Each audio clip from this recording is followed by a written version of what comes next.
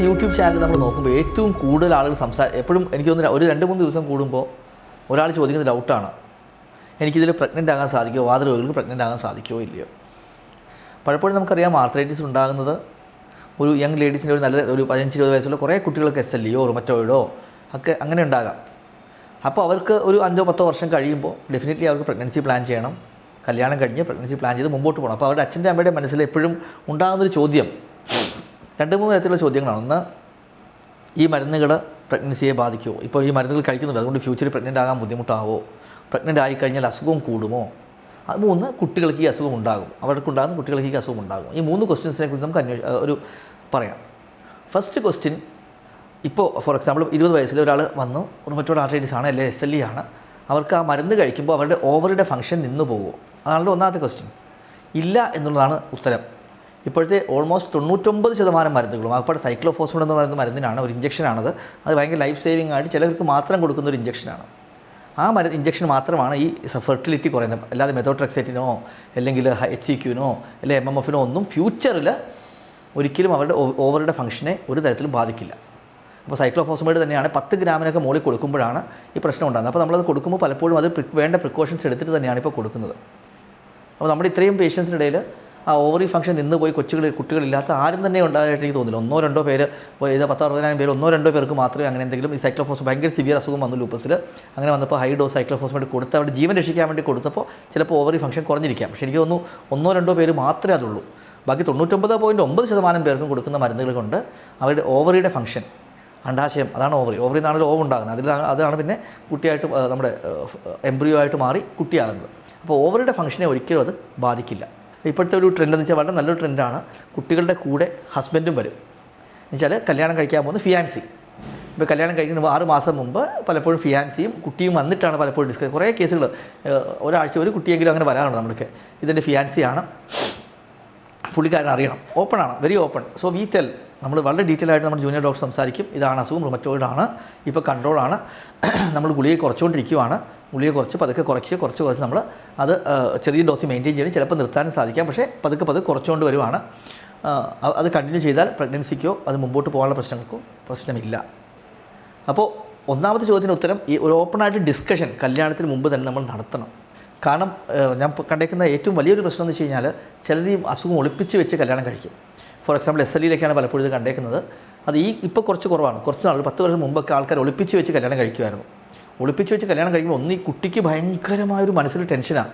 അയ്യോ, ഞാൻ ആരോടും പറഞ്ഞിട്ടില്ലല്ലോ, പറയാതിരുന്ന് കഴിയുമ്പോൾ എന്ത് സംഭവിക്കും, ഞാൻ ഇവരെ ചതിക്കുവാണോ എന്നുള്ള തെറ്റ് ഭയങ്കര ഒരു ഗിൽറ്റ് ഫീലിംഗ് പെൺകുട്ടിക്ക് ഉണ്ടാകും. 2,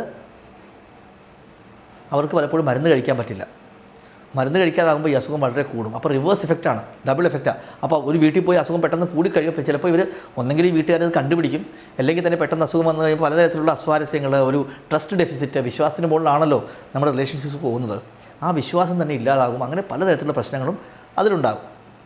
അപ്പോൾ ഡെഫിനറ്റ്ലി ഒന്നാമത്തെ സ്റ്റെപ്പിൽ ഇവർ കല്യാണം ആലോചിക്കുമ്പോൾ തന്നെ ചെറിയ റുമറ്റോയ്ഡ് ആർത്രൈറ്റിസ് ആണോ SLE ആണോ എന്താണുള്ളത്, ഇത്ര മരുന്ന് കഴിക്കണം, ഇതാണ് ഇതിൻ്റെ പ്രശ്നമെന്ന് ഡോക്ടറുമായിട്ട് സംസാരിച്ച് വളരെ ക്ലിയർ ആയിട്ട് പോയി കഴിഞ്ഞാൽ യൂഷ്വലി എല്ലാ കല്യാണവും നന്നായിട്ട് മുന്നോട്ട് പോകുന്നതായിട്ടാണ് നമ്മൾ കണ്ടിരിക്കുന്നത്. അത് കഴിഞ്ഞ് കല്യാണം കഴിഞ്ഞ് നമ്മൾ പലപ്പോഴും പറയും, കല്യാണം കഴിയുമ്പോൾ ഉടനെ തന്നെ ഗുളികൾ ചേഞ്ച് വരുത്തരുത്. കാരണം പെട്ടെന്ന് ചേഞ്ച് വരുത്തി കഴിഞ്ഞാലുള്ള പ്രശ്നം, പെട്ടെന്ന് അസുഖം തിരിച്ച് വന്നാൽ ഒരു പുതിയ വീട്ടിലോട്ട് പോകുമ്പോൾ അസുഖം തിരിച്ച് വന്നാൽ അതൊരു നല്ല ഫീലിംഗ് അല്ല. ഒരു പുതിയ വീട്ടിലോട്ട് കയറി ചെന്ന് 2-3-ാമത്തെ ദിവസം ആൾക്ക് ജോയിൻറ്റ് പെയിൻസ് വന്നു, അല്ലെങ്കിൽ ഹോസ്പിറ്റലിൽ വരേണ്ടി വന്നു എന്നൊക്കെ പറഞ്ഞാൽ അത് നല്ല കാര്യമല്ല. അപ്പോൾ അത് കഴിയുന്നതും ഒരു സ്റ്റേബിളായിട്ട് പോകുന്ന രീതിയിൽ പോകുമ്പോൾ അതായിരിക്കും ഏറ്റവും നല്ലത്. അത് കഴിഞ്ഞ് ഒരു 3 മുതൽ 6 മാസം കഴിഞ്ഞ് 1 വർഷം കഴിഞ്ഞിട്ട് എപ്പോഴാണ് നിങ്ങൾ പ്രഗ്നൻസി പ്ലാൻ ചെയ്യുന്നത്, അതിന് മുമ്പ് ഡോക്ടറോട് പറയണം. എന്തുകൊണ്ടാണ് പറയേണ്ടത്? 2 കാര്യങ്ങളാണ്. ഒന്ന്, അസുഖം സ്റ്റേബിളായ സമയത്ത് വേണം പ്രഗ്നൻസി പ്ലാൻ ചെയ്യാൻ. എസ്പെഷ്യലി SLEയിലാണെങ്കിലും അങ്ങനത്തെയുള്ള അസുഖങ്ങൾ, റുമറ്റോയ്ഡ് ആണെങ്കിൽ അസുഖം കൺട്രോൾ ആയ സമയത്ത് പ്രഗ്നൻസി പ്ലാൻ ചെയ്ത് കഴിഞ്ഞാൽ പ്രഗ്നൻസിയുടെ ഔട്ട്കം നല്ലതാണ്. കാരണം ചില അസുഖങ്ങൾ പ്രഗ്നൻസി കൂടും. ഫോർ എക്സാമ്പിൾ SLE, സ്ക്ലിറോഡർമ തുടങ്ങിയ അസുഖങ്ങൾ പ്രഗ്നൻസി കൂടാൻ സാധ്യതയുണ്ട്. അപ്പം SLEയുടെ ബ്ലഡ് ടെസ്റ്റുകളൊക്കെ ചെക്ക് ചെയ്ത് നോക്കി DS-DNA കുറവാണോ, എത്രമാത്രം കുറവാണോ എന്ന് നോക്കിയിട്ട് മാത്രമേ പ്രഗ്നൻസി പ്ലാൻ ചെയ്യാൻ പാടുള്ളൂ. അപ്പോൾ 6 മാസം മുമ്പ് പ്ലാൻ ചെയ്ത് കഴിഞ്ഞാൽ ഡെഫിനറ്റ്ലി നമുക്കതെല്ലാം ടെസ്റ്റുകൾ ചെയ്ത് എല്ലാം ഉറപ്പിച്ച് ഒരു പ്ലാൻഡ് പ്രഗ്നൻസി എന്ന് പറയും, എല്ലാം കറക്റ്റായിട്ട് ഗുളികകൾ മാറ്റിയിട്ടുണ്ട്. ഫോർ എക്സാമ്പിൾ വേറൊരു കാര്യം എന്താണ്, ഈ മൈക്കോഫെൻലേറ്റ്, MMF എന്ന് പറയുന്ന ഗുളിക, അല്ലെങ്കിൽ ലെഫ്ലൂണമൈഡ് എന്ന് പറഞ്ഞ ടാബ്ലറ്റ്, ടൊഫാസെറ്റിന് പറഞ്ഞ ടാബ്ലറ്റ്, ഇതൊന്നും പ്രഗ്നൻസിയിൽ കണ്ടിന്യൂ ചെയ്യാൻ പറ്റില്ല. അപ്പോൾ നമ്മൾ എന്ത് ചെയ്യണം, ഈ MMF ഉള്ളൊരു പേഷ്യൻറ്റ്, നന്നായിട്ട് പോകുന്ന പേഷ്യൻ്റാണ്, ആ ഗുളികൾ മാറ്റണം.